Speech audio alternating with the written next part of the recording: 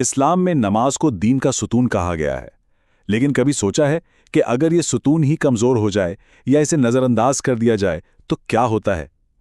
چلیں قرآن اور حدیث کی روشنی میں دیکھتے ہیں کہ نماز چھوڑنے کے نتائج کتنے سنگین بتائے گئے ہیں۔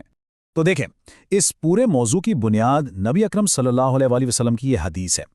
فرمایا گیا، بے شک انسان اور شرک اور کفر کے درمیان فرق نماز چھوڑنے کا ہے۔ یہ صرف ایک تنبیہ نہیں ہے، یہ ایمان اور کفر کے درمیان ایک بالکل واضح لکیر کھینچ دی گئی ہے۔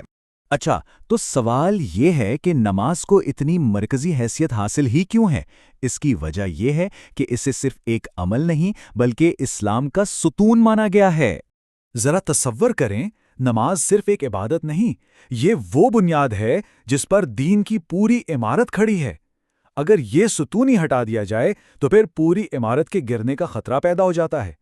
یہ وہ فاؤنڈیشن ہے جس پر کسی شخص کا اسلام قائم ہوتا ہے۔ اور اس بات کی سنگینی کا اندازہ اگر لگانا ہو تو حضرت عمر بن خطاب رضی اللہ عنہ کا یہ قول سنیے۔ انہوں نے صاف صاف فرمایا، جس نے نماز چھوڑ دی اس کا اسلام میں کوئی حصہ نہیں۔ یہ ایک بہت ہی سخت اور دو ٹوک بیان ہے جو نماز کی غیر معمولی اہمیت کو واضح کرتا ہے۔ اب ہم اس موضوع کے سب سے اہم اور شاید سب سے سنگین پہلو کی طرف آتے ہیں کہ نماز کا تعلق سیدھا سیدھا ایمان اور کفر سے کیسے جڑتا ہے۔ اس حدیث میں عہد کا لفظ بہت اہم ہے۔ فرمایا گیا، ہمارے اور ان کے درمیان جو عہد ہے وہ نماز ہے، پس جس نے اسے چھوڑا اس نے کفر کیا۔ یہاں نماز ایک قسم کا معاہدہ ہے، ایک کاوننٹ جو ایک مومن کو کافر سے الگ کرتا ہے۔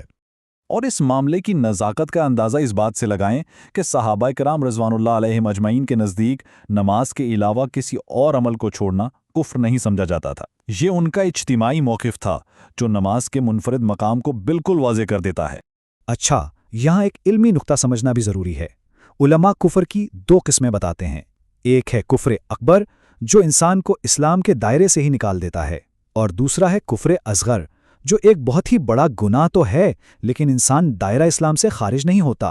نماز چھوڑنے کے معاملے میں علماء کی آراء مختلف ہیں، لیکن اس کے شدید ترین گناہ ہونے پر سب کا اتفاق ہے۔ تو عقیدے کی بات تو ہو گئی، لیکن اس دنیا میں نماز چھوڑنے کے کیا ٹھوس نتائج سامنے آتے ہیں؟ احادیث میں اس کے 3 بڑے دنیاوی نقصانات بتائے گئے ہیں۔ پہلا، اللہ کی حفاظت اور ذمہ داری اس شخص سے اٹھ جاتی ہے۔ دوسرا، اس کے دوسرے تمام نیک اعمال ضائع ہو جاتے ہیں۔ اور تیسرا، ایک ایسا نقصان جو پورے خاندان اور ساری دولت کی تباہی کے برابر ہے۔ ذرا اس حدیث پر غور کریں، جان بوجھ کر فرض نماز مت چھوڑو، کیونکہ جو ایسا کرتا ہے اللہ کا ذمہ اس سے اٹھ جاتا ہے۔ اللہ کی حفاظت کے بغیر انسان دنیا اور آخرت کی آفات کے سامنے کتنا بے بس اور بے سہارا ہے، یہ ہم سب جانتے ہیں۔ اور یہ بات عصر کی نماز کے بارے میں کہی گئی ایک حدیث سے اور بھی واضح ہو جاتی ہے۔ فرمایا گیا کہ جس کی عصر کی نماز چھوٹ گئی تو گویا اس کا خاندان اور مال و دولت سب کچھ چھین لیا گیا اور اس کے اعمال بھی ضائع ہو گئے۔ ذرا سوچئے، یہ صرف ایک نماز کو چھوڑنے کا نقصان بتایا گیا ہے۔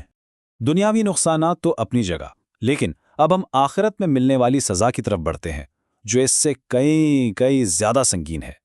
قرآن مجید میں ایک منظر بیان کیا گیا ہے جہاں جنتی لوگ جہنمیوں سے پوچھیں گے، تمہیں دوزخ میں کیا چیز لے آئی؟ تو ان کا سب سے پہلا جواب کیا ہوگا؟ ہم نماز پڑھنے والوں میں سے نہیں تھے۔ یہ ان کے گناہوں کی فہرست میں سب سے پہلی چیز ہے جو اس کی اہمیت کو ظاہر کرتی ہے۔ اور اس کا نتیجہ کیا نکلے گا؟ قرآن کہتا ہے، پس سفارش کرنے والوں کی سفارش ان کے کسی کام نہ آئے گی۔ جب کسی کا پہلا اور بنیادی عمل ہی موجود نہ ہو تو قیامت کے دن کوئی کیسے مدد کر پائے گا؟ اور آخر میں ایک ایسی وعید ہے جو ہر غافل انسان کو جھنجھوڑ کر رکھ دینے کے لیے کافی ہے۔ ایک حدیث میں ایک بہت ہی سخت وارننگ آتی ہے۔ اس کے مطابق جو نماز کی حفاظت نہیں کرتا اسے قیامت کے دن تاریخ کے 4 بڑے سرکش لوگوں کے ساتھ اٹھایا جائے گا۔ اور دلچسپ بات یہ ہے کہ جس چیز نے اسے نماز سے غافل رکھا اس کا حشر اسی جیسے شخص کے ساتھ ہوگا۔ اگر دولت نے روکا تو قارون کے ساتھ، اگر حکومت اور طاقت نے روکا تو فرعون کے ساتھ، اگر عہدہ اور وزارت نے روکا تو اس کے وزیر حامان کے ساتھ، اور اگر کاروبار نے روکا تو مکے کے کافر تاجر ابی بن خلف کے ساتھ۔ تو آخر میں یہ سوال ذہن میں رہ جاتا ہے کہ اگر قیامت کے دن سب سے پہلے نماز کا حساب لیا جائے گا تو اس کے بغیر باقی اعمال کی کیا قدر رہ جاتی ہے؟ یہ وہ سوال ہے جس پر ہم سب کو گہرائی سے غور کرنے کی ضرورت ہے۔